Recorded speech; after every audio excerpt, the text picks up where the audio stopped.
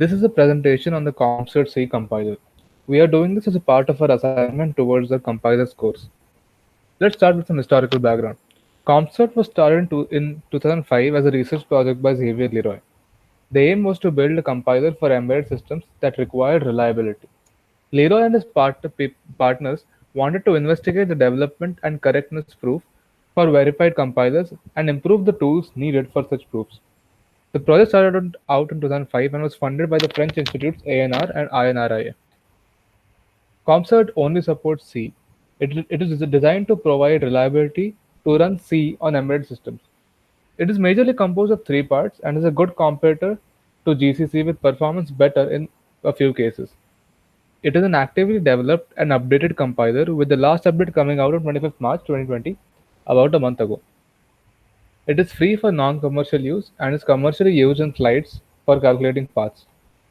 Now Pranav will be discussing the schematic of the architecture with you.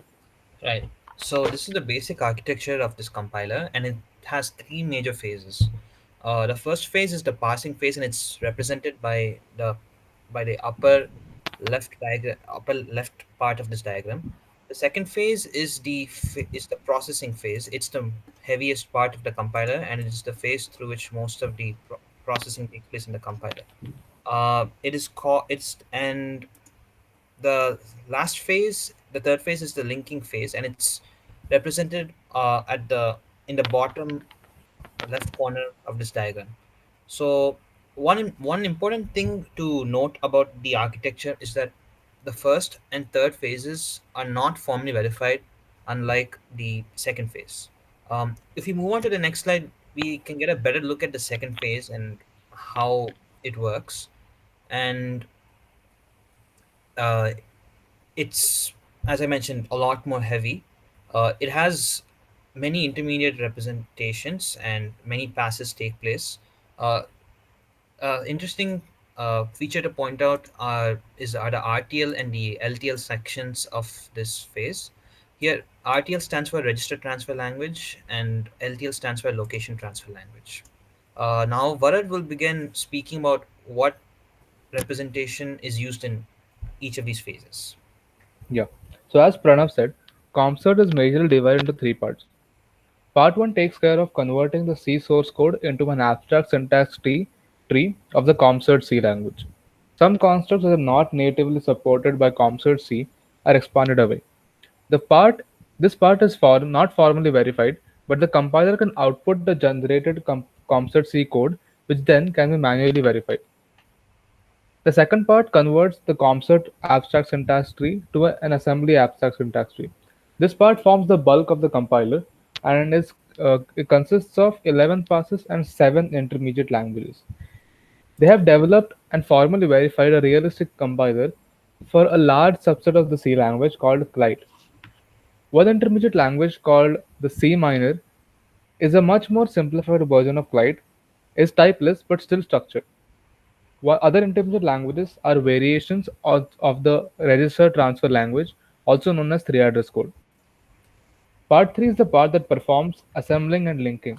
The AST built in the second part is printed in concrete assembly language depending on the target architecture. The system's linker and assembler are then called to create the object files and executable files. Now Pranav will be discussing the strengths and limitations of the compiler with you. Right. So perhaps the biggest strength of this compiler is the fact that it is formally verified. Um, what does it mean for the compiler to be formally verified?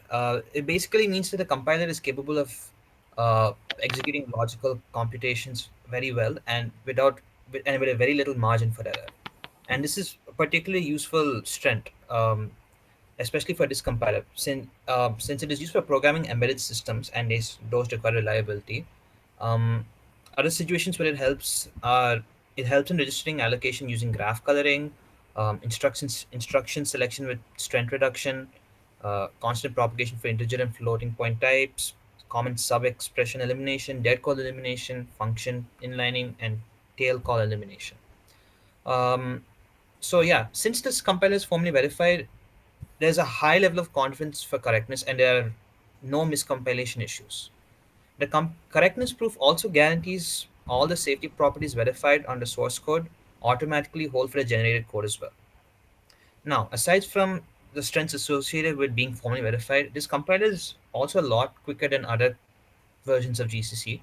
As we can see in the next slide, um, CompCert, uh, represented in red, is shown to have a lower execution time than the version 00 of GCC, and at, in few cases, comparable execution times to GCC's version 0, GCC 01 and GCC 03. So that's also a pretty interesting thing to look at. Moving on to the next slide, we have few more strengths. The compiler provides a wealth of options for observing how a compilation occurs. Example, we can trace how the compilation is occurring. We can diagnose the compilation. We can see how the linking, etc. And lastly, files compiled with CompSet can be linked with existing libraries compiled with GCC. Now, strengths aside, this compiler does have its limitations. As I mentioned before, the parsing and assembling and linking phase of the compiler have not been formally verified, and the formally verified part of the compiler lacks several features which are present in C. Now, these can be simulated with the language support options, which I had mentioned before.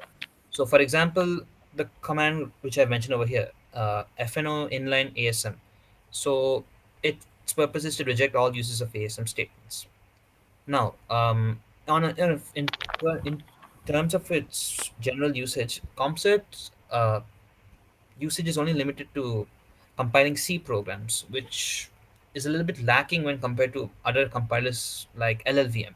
LLVM is capable of compiling many other high-level languages such as Ada, Python, C, Java, etc.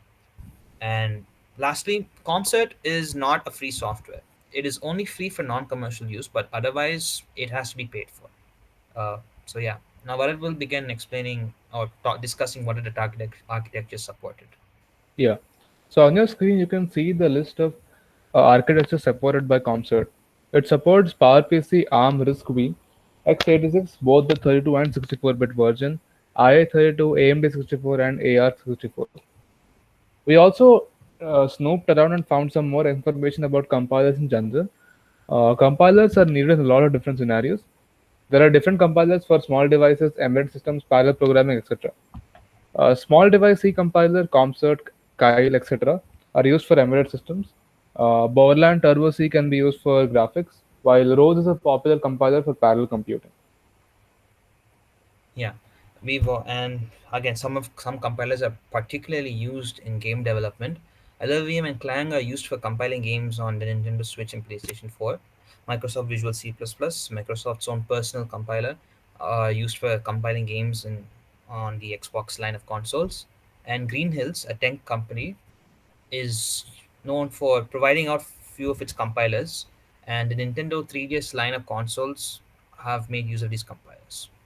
So, in case the person watching this is interested in knowing more about this compiler, here are some references we have attached. These are references from which we got most of our information, and it they were particularly insightful. And finally, this project was this project was done by the four of us. All four of us contributed equally, and I would like to end the presentation. Thank you for listening.